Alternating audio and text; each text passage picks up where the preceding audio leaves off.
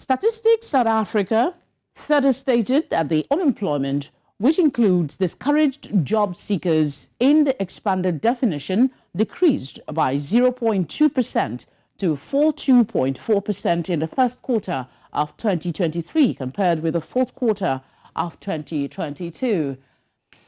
Professor Bonke Dumisa, an economist, joins me now from Durban to unpack this latest development. Thank you very much, Professor, for giving us your time. SA has gone back to the numbers we saw in the third quarter of last year. What could have driven the unemployment rate this time around? I think when we look at these numbers, we must look at them holistically as the big picture. Yes, when you look at the overall figure moving from 32.7 to 32.9, it shows that we are going back, but you must look at this thing in perspective. You must look at the more than 258,000 jobs that were created, new jobs that were created. And then you look at what has caused the 0.2% increase in the unemployment rate. And you will discover that these are all the new entrants. We're talking about over 400,000 of them. And that's why we always say, without complicating things, that the problem in South Africa, as opposed to other countries, is that we've got this structural unemployment where you've got new entrants all the time who are coming in looking for jobs.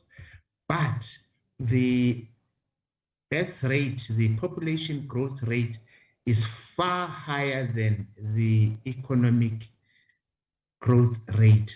And that always puts South Africa at that disadvantage, that they must always look back, because whatever new jobs they create, then the number of people who are coming in, especially not those from tertiary institutions, is always increasing.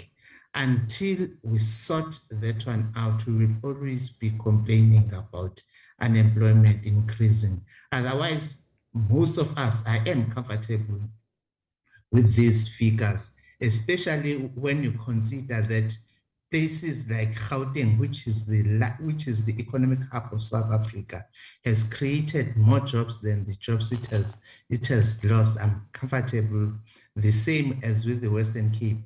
Unfortunately, the second largest province was in South Africa, which is the second highest economic hub of South Africa, KwaZulu-Natal, has not been able to create more jobs than the jobs it lost. But the overall picture is comfortable. It means then that this problem can be solved if ever we do the right things, including, yes. Let's zone in a bit on unemployment, with the statistics showing that youths have been at the center of it. Is there any insight you can give us into the factors that are making young people so vulnerable?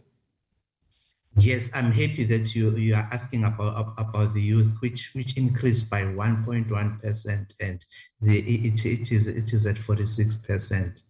Remember that I said that we've got a structural unemployment issue in South Africa. When we're talking about the youth in South Africa, I was talking about people starting from 18 years to 34 years. And that includes people who move straight from matric or even without matric to the job sector, to the job market. And many of them, unfortunately, are not really employable because they have no skills. And we must compare that one with the graduate unemployment rate. The graduate unemployment rate in South Africa is at 10%. So, and that tells you that the more people go to school and do the right tertiary courses, then the more employable they are. So we need to work on that one and increase the number of graduates with the correct skills to move into the job market. And then we will see the number of the employed increasing Okay. more as opposed to the unemployed. Professor, thank you so much for always giving us your time. Thank you.